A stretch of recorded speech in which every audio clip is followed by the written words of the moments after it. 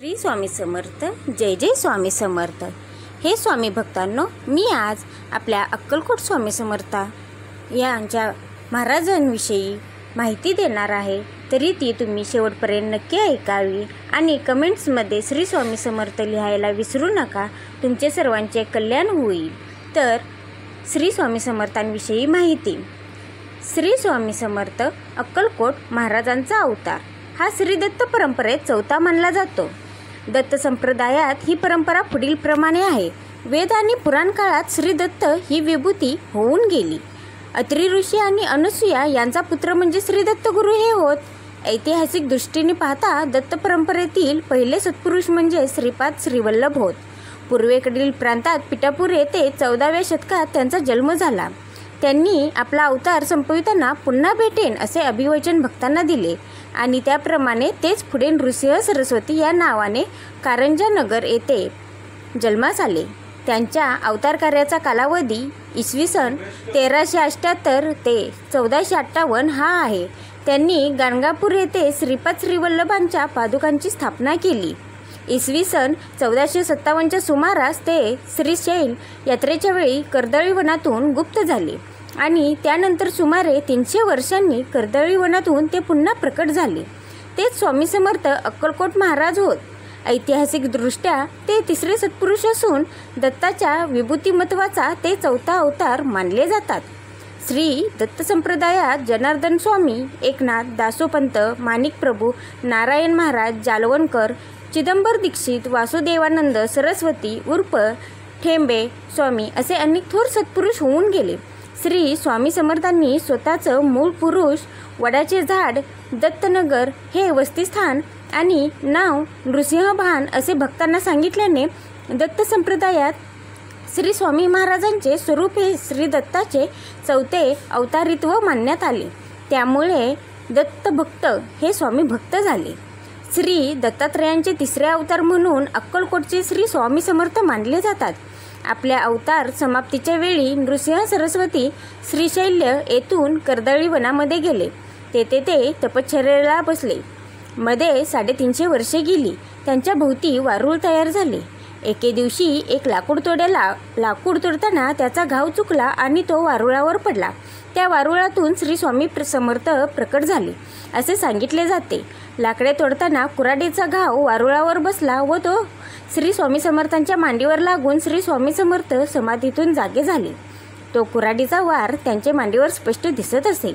श्री स्वामी समर्थ तेथून श्री काशी क्षेत्री प्रकट झाले. तेथून गंगाकाठाने कलकत्ता, जगन्नाथपुरी मार्गाने गोदावरी तीरावर आले.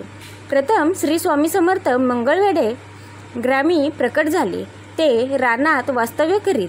क्वचित गावात येत. गावात एक ब्राह्मण कुटुंब होते. ते स्वामी महाराज गावात आले की भोजन देत.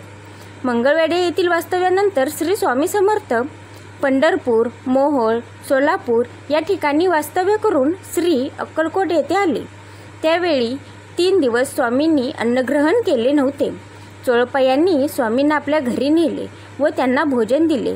त्या वेळेपासून श्री चोळप्पा स्वामींचे एकनिष्ठ शिष्य झाले. चोळप्पांच्या घरातील मंडळी त्यांना एक वेडा घरात आणून ठेवला आहे असे म्हणत. श्री स्वामींच्या दिव्यत्वाची प्रचिती अक्कलकोट येथील मंडळीस येऊ लागली व लोक स्वामी दर्शनास येऊ लागले. राजेसाहेब भोसले यांचीही श्री स्वामींवर दृढ भक्ती झाली. श्री स्वामी समर्थ राजवाड्यात कधीकधी जात व एखाद्या वेळी त्यांचा राजवाड्यातच 4-4 दिवस मुक्काम असे. अक्कलकोट येथे स्वामी महाराज प्रथम आले ते खंडोबाच्या देवळातील कट्ट्यावर स्थानापन्न झाले. हे खंडोबाचे देऊळ सध्याच्या एसटी स्टँड समोर आहे. तर तेथून पुढे वटवृक्षाखाली येऊन त्यांनी साधना केली. बालोतप्त पिशाच वृत्तीचे ते सिद्ध पुरुष होते. आपल्या वास्तव्यात त्यांनी अनेकविध चमत्कार केले. राजापासून रंकापर्यंत अनेकांवर प्रेमाचा वर्षाव केला. आपण यजुर्वेदी ब्राह्मण गोत्र काश्यप रास मीन असल्याची माहितीही त्यांनी स्वतःच सांगितली आहे. शिष्यदेव श्री बाळप्पा व श्री चोळप्पा यांच्यावरही त्यांनी कृपा केली. श्री स्वामी समर्थांची कांती दिव्य तेजपुंज होती. शरीराचा वर्ण गोरा होता. ते अजानुभाऊ होते. तेथून स्वामींनी संपूर्ण देशात सर्वत्र भ्रमण केले. विविध ठिकाणी ते विविध नावांनी प्रसिद्ध होते. नंतर ते मंगळवेढ्यात आले.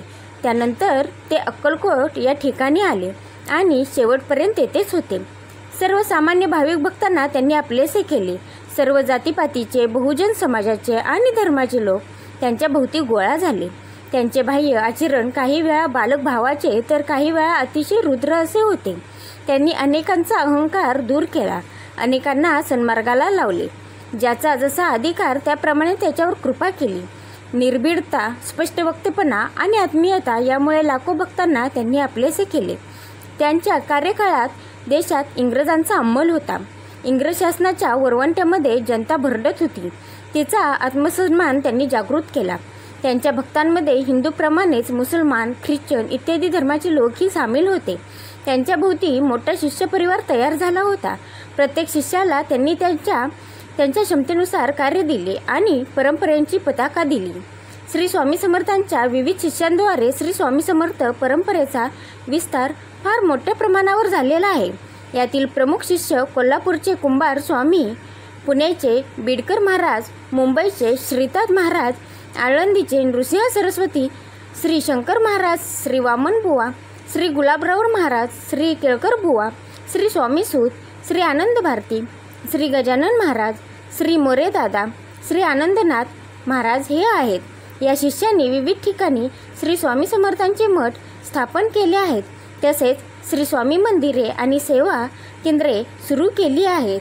तस त्यांनी पुढे स्वामी समर्थांची सेवा चालू ठेवली आणि नेहमी त्यांच्याविषयी ते सगळ्यांना त्यांची माहिती देऊ लागले, त्यांचे चमत्कार सांगू लागले. त्याच्यामुळे ते स्वामी समर्थांचे भक्त वाढत गेले. तर ही थोड्या प्रमाणात